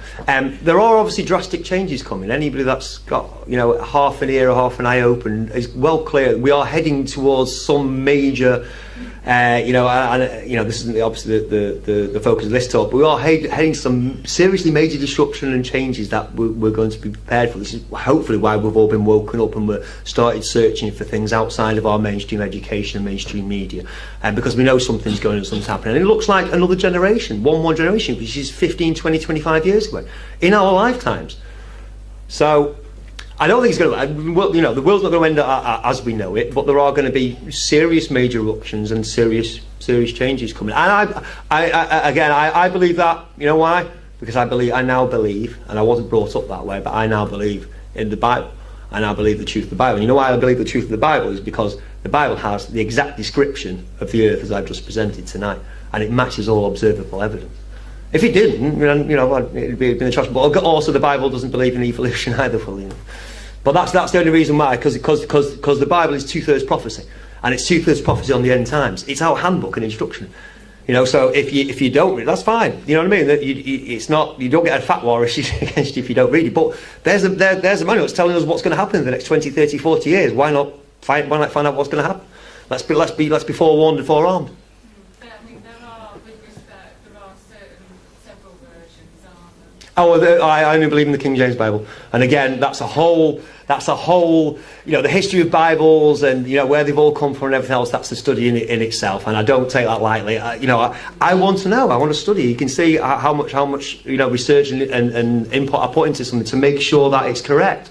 And if it's not correct, I'm happy to stand corrected. It's not about being the smartest man or what have you. It's just, I want the truth. I want the truth. I want to know what I'm supposed to be doing. I want to know why I'm here. And just, those are the same questions I've asked since I was 10 years old. Could you go back to the previous slide, please? The square Earth. Yeah, that one, yeah. Yep. So if the sun and moon are sort of heading across that, what happens when they get to the edge, that edge? Yeah, they could disappear. They used to go. So if it was a round globe, it would work better than It works exactly the same. Then suddenly dashing back over there again, then it goes back. But what difference does it make if the world's been created? If I'm God, or God, if God exists and you want to create the world, He'll create the world exactly as He wants to do. The point is, from our perspective, forget you've got images in your head, you've got lots of programming in your head. But if you take what can I observe from where I am looking out? What experiments can I do? What observations can I do? What photographs can I look at? What studies can I do? That will only be primary knowledge to prove beyond doubt. My question. Okay, go on. I'm asking, if the sun and moon goes across there, say it takes how long it takes. 24 hours. 24 hours. Then it gets to that side. Hmm. Does it just suddenly dash back across? Instantly appears at the other side. Again, then just suddenly dash back like a typewriter thingy. That doesn't make sense. Occam's razor, like you mentioned before. Yeah. It makes more sense if the ball just goes round, if we go round the sun. And You keep using the word sense, Yes. but these are not our senses you're using. What about Einstein? This is logic. This is it's intuition and logic in your head. You're saying it feels better that it's just going around. You know just leave it as we're told. Yeah, we're a spinning ball and we're going around the sun, and that's why the sun rises and falls. Well, I've got another explanation for it, and the point is, like, you know, obviously I just spent 2 hours showing you that there's no observable first-hand evidence that we're living on a ball. Things don't disappear over the curve. There is no sensor evidence that we're moving. The only evidence that you've got that we're moving is seeing the sun and the moon in the sky. But what your actually senses seeing, your senses are seeing the sun and the moon move, but you're still. You also said you don't see different stars throughout the. You do, because I mean, at the moment you can see Orion in the night sky. Mm-hmm. In the summer you can't, because the sun's in that part of the sky. Because Well, we've gone around the other it was side. night time, doesn't it? But it goes to the horizon. No, because we've gone round the other side of the sun, so we can't see it because it's behind the sun. But that's not what happens, though. It goes to the horizon. It goes below the horizon. In my observations, that's There are, I mean, as far as I know, there are no constellations that only appear for 9 or 10 months of the year, or 8, 9, or a whole bunch of them, as we go around the sun, that appear from behind the sun. We don't see different constellations. majority of the We don't. majority of the equatorial constellations can only be seen when we're on the right side of the sun. When we're the other side of the sun, you can't see them because the sun's light. Okay, well, that's according to your opinion. It's not my, it's not, you Why know, can't we that's not what see- I've seen why can't from we my see own the southern research. hemisphere stars here? That I don't know yet. Why can't we see them much like I'm hoping that somebody will go and investigate and find out, because there are, you know, not every single question has been answered. All I wanted to do tonight was you know, show you enough evidence to make you extremely sceptical about what we've been told about the globe Earth. Well, I think I have with many, but thank you. Another one is, when you discover the earth is flat, a lot of people, they think you should instantly have a blueprint for a new model. As well, yeah. All the answers to it. 500 years of science in the other way. Found out the earth is flat. Yep. We're discovering it together. We're discovering actually what is the true fabric of nature. 100%. People, it's like when, you know, somebody says, oh yeah, I'm a socialist, right, well, or I don't believe in the current paradigm of the government, it doesn't work. And then people go, well, Give me your alternative model. Complete, lay everything out for me, and then I'll say it doesn't work. But we know it doesn't work. Well, and I can say with clarity, I know that the earth is still and flattened, and it has not been an easy ride getting there. 2 years of absolute agonising research and a lot of cognitive, cognitive Dissonance. and so much pulling and pushing in my mind and really, really grappling, questioning my own sanity, which is, I think, a healthy thing to do. I think we've all been through that. So I think, you know, it is worth paying heed to, it really is. Yeah. That's all I want to say. Thank you. Can I just say one obvious one, if you're not sure as well? If the Earth was going around the Sun, over at the other side, midday would be at midnight. Possibly, but there's a difference between sidereal day, which is 23 hours 56 minutes and I think 59 seconds, is it, and the solar day, which is 24 hours. I didn't have that slide in, but there's an explanation. You know, you always try to look at it from both sides, from how it's supposed to be from the globe, and how you know, what's the alternative model from what we can see. So you have to kind of play devil's advocate at both times at the same time. It's a massively interesting subject to get your head around. Yeah. The flat Earth theory doesn't explain why we have light and day at the same time on Earth. Because right now it'll be daylight the other side of the world. Yeah. Because In Australia. it's the sphere, Yeah. and that's the side that's facing the sun. Now Well- we're in darkness because we're on the dark side of the Earth. Well, that's the explanation you've been given, but here's the alternative explanation. Yeah, this is the sun, and you see this here, this line. I mean, it's better actually on the other slide. Let me go back one. There we go. We can see it better there. We can see the limits of the sun's light and which parts are in darkness and which parts are obviously in light. As the sun goes across, it has a spread, and that spread changes. This sun obviously goes all the way up to the Tropic of Cancer for our summer, all the way down to Tropic of Capricorn. Obviously, this is the southern summer, our winter, but it goes across, lighting up different parts of the Earth. And we know this is accurate because of timeanddate.com, or because look, if it's supposed to be, you know, you can take what I'm saying is you can take a snapshot. If you know somebody in Florida, and you can make sure you can phone up and say, is it dark where you are right now? Yeah, and, you know, anybody at any point of the Earth can say, hang on a minute, that's wrong. It's light where I am. It's dark. It's in the morning, etc., etc. So that's one explanation for sure, and that's the explanation we've given. But here's the other one: the sun throws. It's a spotlight, but it throws a lot of light. And here's the shape of its light. And you can tell the shape of its light any time, any day. Go onto timeanddate.com, and it will show you exactly the position of the sun and the moon, where they are in the Earth, and which parts are lit up. And you can ring somebody wherever you like. We've all got, you know, Facebook and social media. And you can say, "You're in Australia. Is it definitely daytime over there at the moment?" Yeah, I can see the sun in the sky. Great. You know what I mean? That can be confirmed. Tertiary knowledge. So there's two explanations for the same thing, same observable thing, but why pick one model over another? So does the sun go from one side to the other and then back again? No, it goes from one side to the other, east to west, and then as soon as it hits the west, you know, the west, it'll instantly appear at the east again. It's an infinite space loop. Like Pac-Man. Is there a particular zone? Maybe the international date line. Maybe the international date line. There are lots of questions, lots of, you know, that I could have done this talk for 6 or 7 hours. There are so many other aspects to it. Some people will never accept it. I don't care what evidence you present. I'm not going to accept it. Hopefully the bulk of the people will see the information and go and do your own research on it.